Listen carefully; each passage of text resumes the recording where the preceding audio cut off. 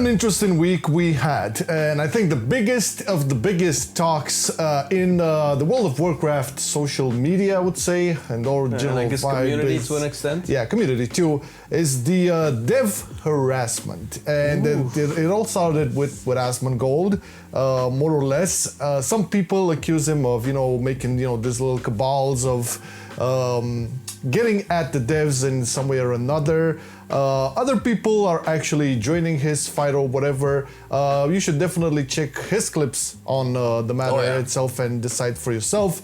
We kind of made our stance a little bit, and we not only analyzed what happened, with his clips and what was said on Twitter and such, and on Reddits, on forums, but also talk to other people that are actively involved in the game, especially, theory crafters, high-end players and whatnot, and casuals as well. So we kind of have this image on what's happening. And I think it's safe to say from the get-go, it is not okay to harass anybody. Yeah, not even if it comes from the players to the devs or from the devs to the players. Harassment is never something that you should do. Now, I have kind of started to follow Asmon a little bit more in the latest couple of weeks. And obviously, because of Final Fantasy Flame. clearly, little people, laugh-a-lels. But in reality, I kind of like how he talks about these types of topics and the points that he is making. I am not the kind of person that likes the drama or anything like that. I think it's totally bullshit.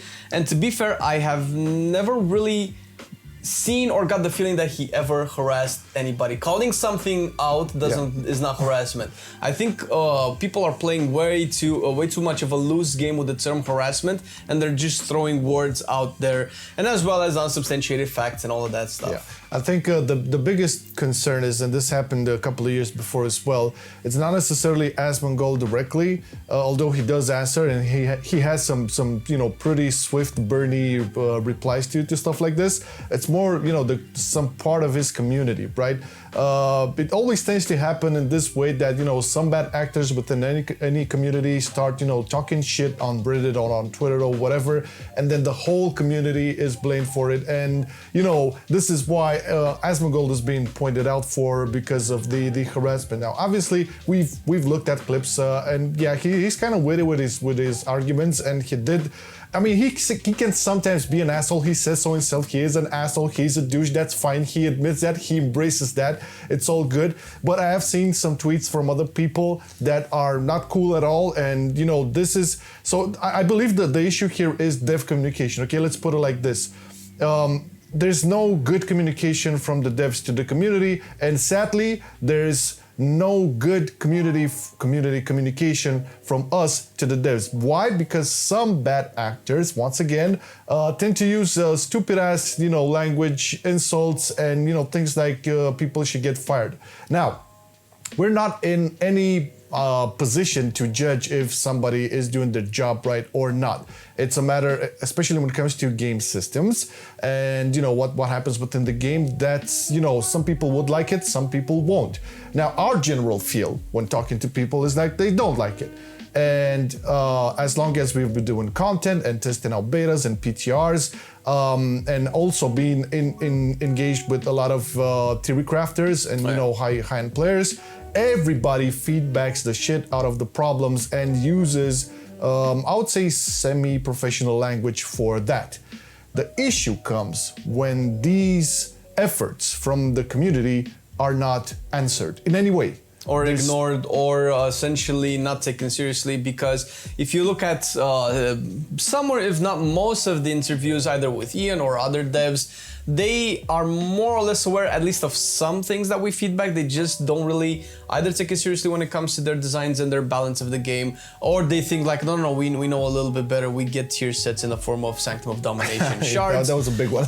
So communication here is key as well. And most importantly, in talking about the relationship that the theory crafters and the devs have, there were times when people could directly communicate with the devs and talk about game balance, because there's only, even we have to give devs credits where credits due. There's only so much that they can be aware of the game, because players usually, if like somebody plays Blood Decay, they probably play it a little bit more than a dev would, right? So they might find things that might not work well, that might not math out well. So this was something that happened before, but obviously the relationship got sour, probably because of like Marcelian says, some bad actors. And this is, I think, it's more of a symptom of keeping a group responsible for what a few things, what a few individuals have done, which is, I think, kind of why we cannot have nice things, if we're just gonna put it that way, which is obviously something that happened with the scandal, where an entire group was held accountable for what a couple individuals have done, and obviously that includes innocent people, and that's not great. And it happens on the other side as well,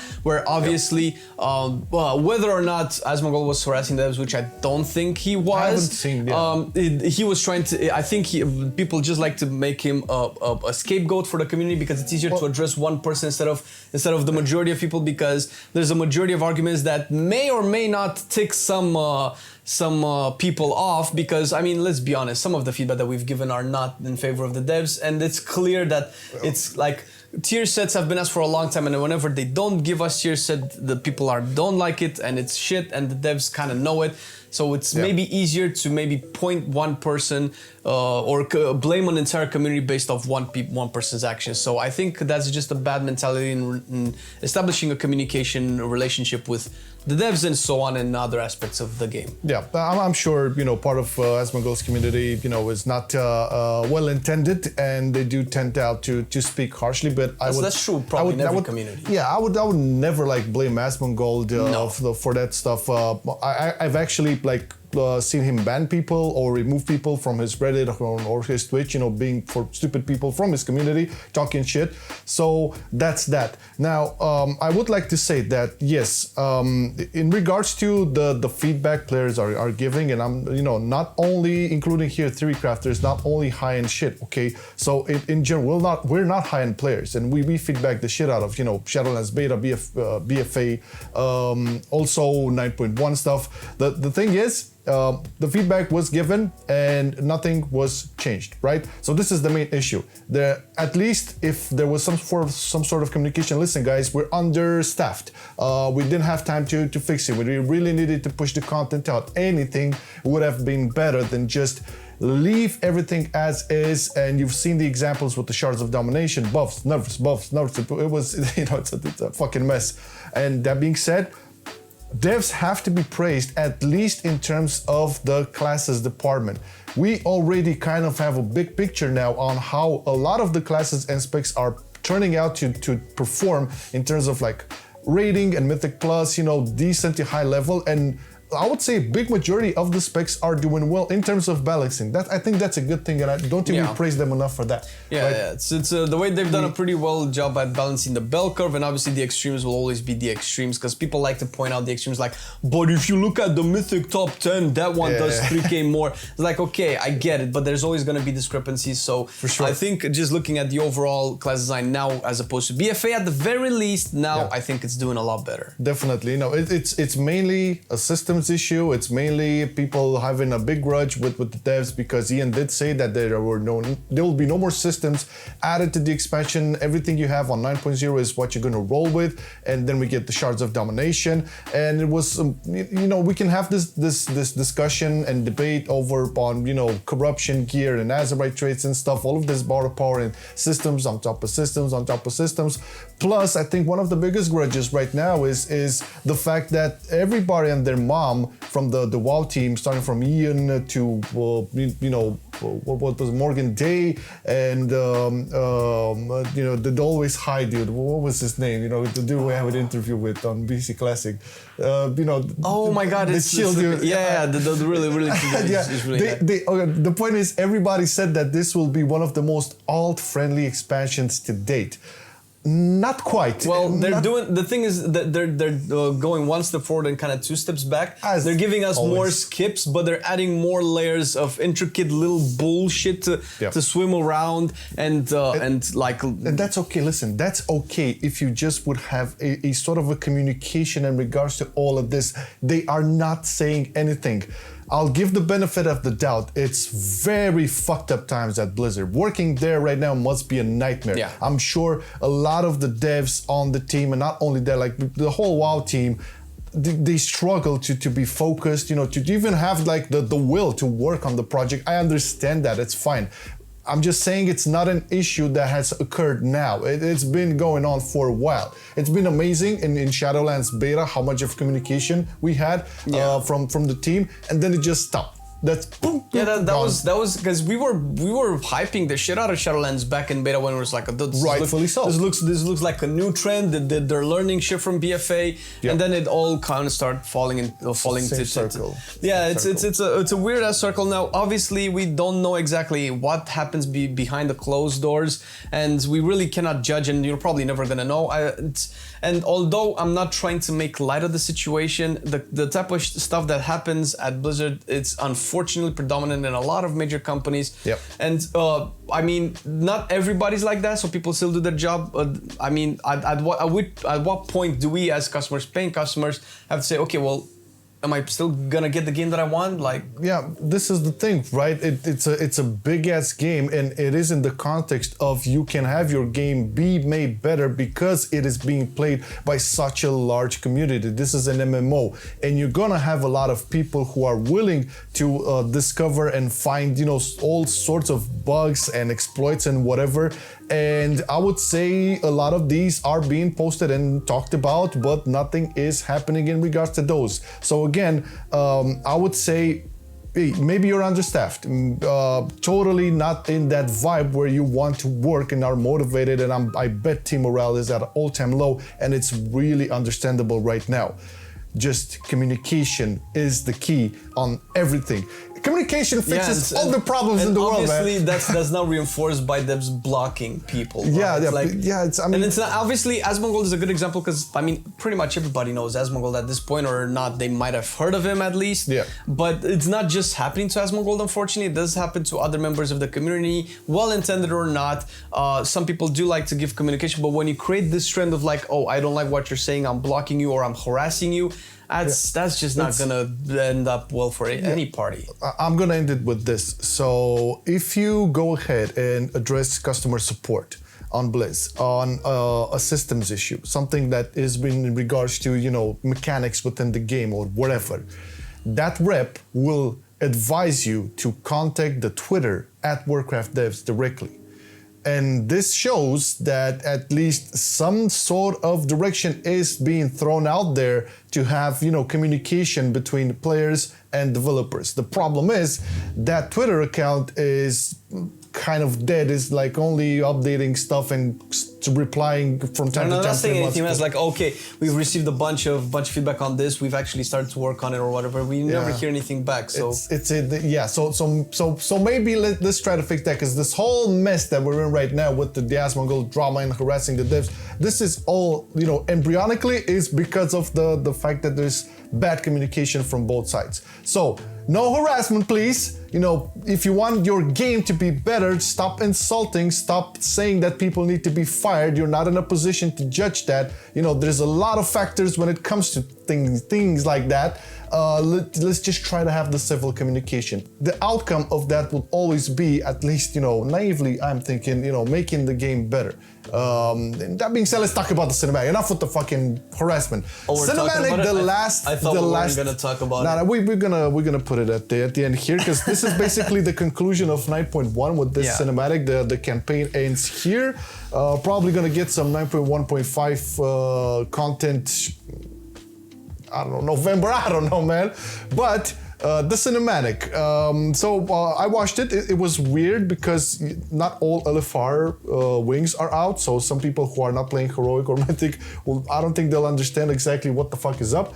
But I'll just say this, in terms of like how it's made, you have to remember, this is an in-game cinematics, not pre-rendered. Yeah. It's with the models. I have been blown away by the animation they implemented on the lips and the eyes and everything. Probably motion capture. But that's in game. That's some next level shit within the in-game cinematic. So I'll have to give props to the team for that, because the dialogue and then the language and the expression is like super on point, as never seen before in an in-game cinematic.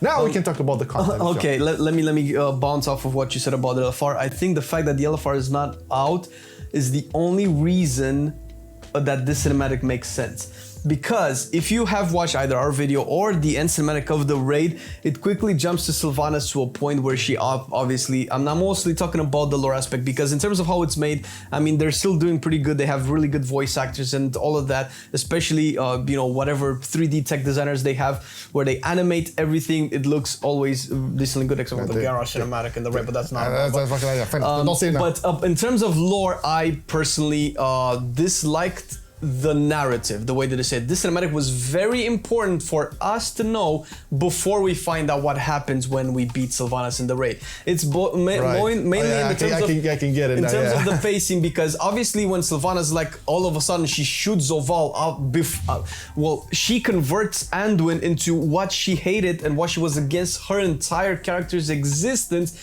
and she does the exact same thing, and then all of a sudden she has a change of heart. That's bullshit. But obviously if you watch this cinematic beforehand, you can see that bullshit piling up. You're on the journey with Sylvanas to her breaking point where it's like, oh no, this is actually bullshit. Because there are little hints here and there, but they're not just delivered properly. Because you have to be on the journey with the character if you want to understand its progression and its breaking point where it says, oh no, okay, fuck you, man, this is definitely not what I signed up for, right? When we're not even gonna talk about how this overall is just a bullshit development for Sylvanas as a character in the way that they've delivered the story for the past 4 years We can have a special lore episode. But that's my problem. My problem is that this cinematic should have happened before we had the chance to kill or at least visualize the end cinematic of the raid, which is why LFR makes sense, because people who don't watch YouTube videos I get it. Yeah, I get it. I'm on the other side of the but outside of that, I feel like this is another symptom of, like, what you said so many times before. Oh, you don't know what's going on? That's fine. If you don't understand now, you're gonna get it in eventually. I really touch on that in the upcoming video we're gonna have for this Sunday on. It's basically Dear Blizzard. But that's my beef with the whole thing. It's always this thing of just you wait. Oh, just you wait, this shit is gonna blow your mind. And we keep on waiting for 3 years now. It's just, keep waiting. It's a bigger carrot. But, I get it, totally behind you on everything. I was just, again, amazed on how they actually implemented it, because this is the first time I've seen this in game. This is basically within the WoW engine, and to have all of those movement and expressions on the face, fucking top notch. That being said, that's the end of 9.1. I am hoping that they will eventually, after a little bit of the dust will settle on all the issues there, hopefully that we're gonna get some sort of, not announcement, but maybe a blog post or whatever they could come up with, and talk a little bit about, what's gonna happen next, right? 9.2. Like laying out a bit, 9.2, I'm really thinking 0.5 patch too. Well, it might be a 0.5 patch. Well, if you really think of in terms of the story and where the expansion goes, it can go in two different ways. They need to. Either will end the story and it will continue in the next expansion for whatever reason, although I don't know if that was going to be the case. I am 100% sure. We definitely need to know what happens when the jailer visits the Sepulchre of Souls or whatever it's called. That's why I'm saying maybe a 0.5 will be able to more, I would say, organically bridge the gap and less. Maybe find out exactly what's going to happen with Sylvanas, because there has to be some. We'll definitely see, but definitely an interesting week for sure. Since we have these going strong. So I mean, man, do I miss talking about issues like, I don't know, man, 9.1 is being delayed. That was such a long time ago. It feels like, no, what a mess. But anyways, we're still in it, and first of all, who else is still in it? Our Patreons. God damn it! Thank you guys for supporting us. Thank you for still enjoying the game, because we know that you still love the game just like we do as well, and we all hope that it's gonna be doing well. And thank you for the support. You make all of this possible. You make all of our videos possible with a couple of other types of videos and talks, hopefully on interesting topics that you will like coming through. The TLFs and podcasts and the guides will still remain on the channel. That's pretty great. Don't forget to catch us on stream on twitch.tv/MarcelianOnline, where the Twitch gang is also super amazing. And if you, dear viewer, like our stuff and you want to see a little bit more, or maybe you want to support us a little bit more, the link to our Patreon page and pretty much anything you might be interested in is down below. Yeah, check it and see if there's anything you like over there. There's some cool perks as well. And that being said, thank you for watching. You have a great middle of the week ahead, okay? All right, see ya. Bye. Don't harass anybody. I've been loving it then, I still love it now. Still, I play WoW. Still, I play WoW. Getting better every day, let me show you how. Cause still, I play WoW. Still, I play WoW. It's getting harder to stay, but at the end of the day, it's a guilty pleasure, so just log in and play. Whether it's classic or retail, I'ma do a /bow. Still, I play WoW.